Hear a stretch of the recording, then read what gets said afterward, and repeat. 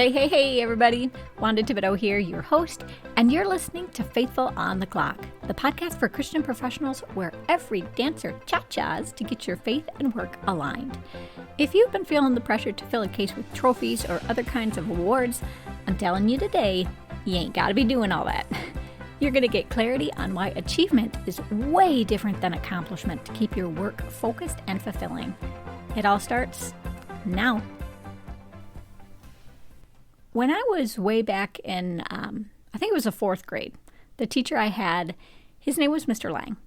And Mr. Lang just so happened to oversee the spelling bee that our school had. And he told us about the spelling bee and was trying to get the kids interested in trying it.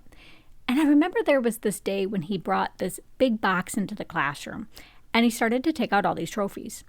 And he wasn't like trying to get our hopes up of winning the whole spelling bee up too high, because it was usually a kid in the older grades who won. But he pointed out to us, if you're the last one standing from your grade, here's the trophy you can win. And maybe this just shows how much of a geek or nerd I am. But right then I was like, yes, I'm in. I gotta win that. But I tell this story to start the show for 2 reasons. And first, it was really, I think, the first really memorable time when I remember an adult in my life so blatantly promoting this idea of do something to get something. And it was really framed as this totally positive thing, where the teachers really went out of their way to show kids they could essentially level up. Maybe as a 4th grader, I just get the small trophy. But the better I do each year, that trophy is going to get bigger and bigger. And at the time, as a kid, I didn't know any better. And so as soon as I figured out that there was all this positive attention around achievement, I totally latched onto it. And all of a sudden, there I was, trying to excel in everything. And it all got really perfectionistic. And even now, here I am in my 40s, and I'm still having to self-correct and tell myself it's okay to slow down and breathe and not be so defined by everything I do. So it's an example that these influences really can influence your whole life. They're not just this passing thing when it comes to your decisions or work-life balance or any of that stuff. But the second reason I tell that story is because I want to point out that most of us are conditioned at a pretty early age to accept that achieving is one of the ways we can stand out and get a sense that we're solid or secure. And that is super important because it means that when we get into the workplace, we are already in the mentality that we should be working really hard to achieve and get the awards. Whether those awards are, a promotion, maybe a kudos in a team meeting, whatever it is. And we're taught that it's not okay to just be at the level we're at. We always have to be advancing and trying to compete, even if we're only competing with ourselves.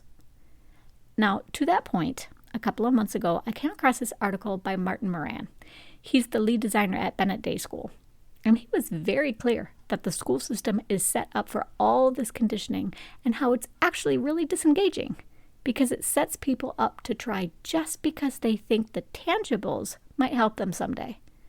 But what really struck me was how clearly he differentiated between achievement, or, getting the award or trophy, and accomplishment. He said, and I quote, "While achievements are typically associated with tangible outcomes and external validation, accomplishments embody personal growth, resilience, and the fulfillment of one's intrinsic goals." But this is where it gets really interesting, okay? So there was another article in The Atlantic by Olga Kazan, and she was noting how the coaching industry has ballooned. And she made 2 big observations. The first being that, to this achievement idea, people are looking to coaches to transcend normal, because normal isn't even seen as acceptable anymore. So people are hiring all these people hoping to be better and achieve the maximum they can more than anybody else. But her second observation was that as our social connections have gotten weaker, coaches essentially have taken on the role friends used to have, where people are paying the coaches thinking they'll get better advice, and the friends are pushed to the back burner where interactions are more superficial.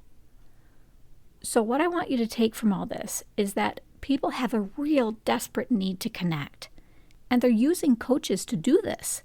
but they're looking to achievement to essentially substitute for the real affirmation they would have if they were able to form more intimate relationships.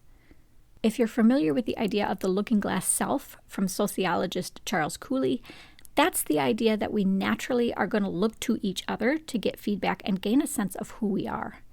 But doing that well takes time. And today, nobody has the time for real intimacy. So rather than just connect based on authenticity, based on who they really are, people look to other people and say, let me find what they approve of. Let me do whatever they like and achieve according to their preferences, so then they'll like me. Dr. Carl Nassar, he went into depth about this in an article for Psychology Today. But why is all this so dangerous from a Christian perspective? Because when you are focused on external validation through achievement, you can stop thinking about making a real difference based on the spiritual gifts God gave you. You don't think about the grand purpose He has for you because you're too busy just trying to get approval, trying to get the next hit of affirmation that makes you feel like you're safe and okay. So when we talk about passion and being willing to suffer for the glory of God, the tolerance just isn't there anymore the way it should be. Because you don't have this concept that what you're doing is connected to this grand picture of eternity. You're focused on the goal of feeling good in the moment, not the goal of communing with God and saving other people by telling them who He is. You're looking to people to give you a sense of security when you should be looking to God. It's security, but in the completely wrong place. And everything is so centered around your own ego that you can't be humble and really love your neighbor because everything is always about being first and leveling up.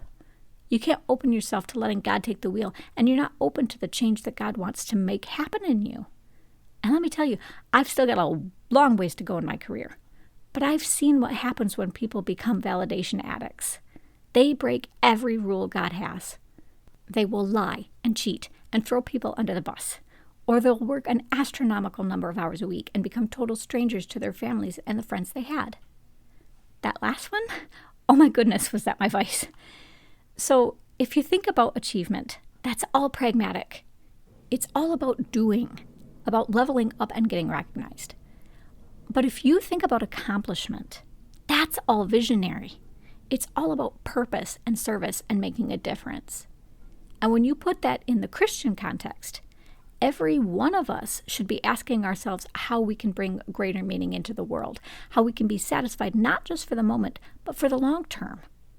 What are we delivering to the world that's going to make people have hope and peace, to make them want to be a little kinder to each other, or like Daniel proclaimed, that there is in fact a God? If you want to get a little everyday with this, maybe some of you have seen that Mel Gibson film, Braveheart. But one of the greatest and most quoted lines out of that film is that every man dies, but not every man truly lives. What are you doing to really at the end of your life say, my days on this planet were not wasted? That you don't have regret.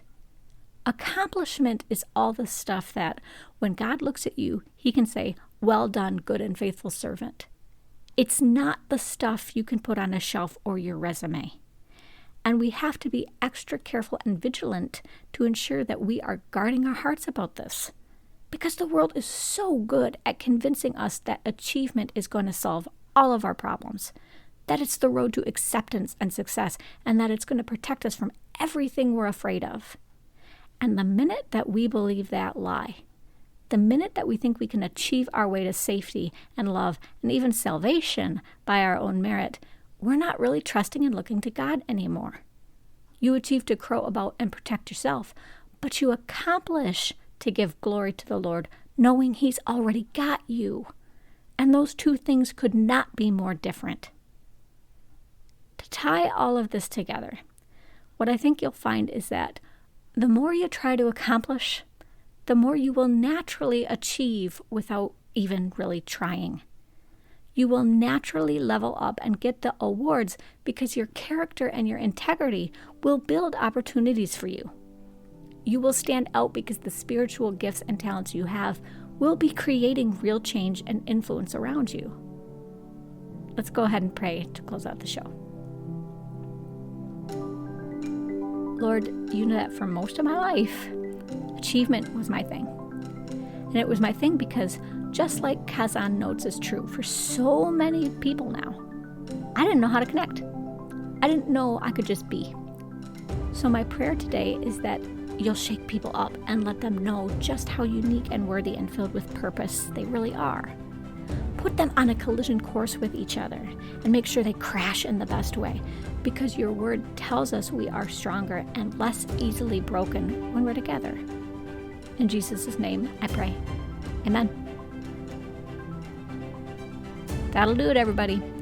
Next episode, I'm going to be taking a deep look at King David. Like a lot of leaders out there today, he's screwed up in some pretty big ways. So what was different about him that let him succeed despite all his blunders? That'll drop in 2 weeks. Until then, as always, be blessed.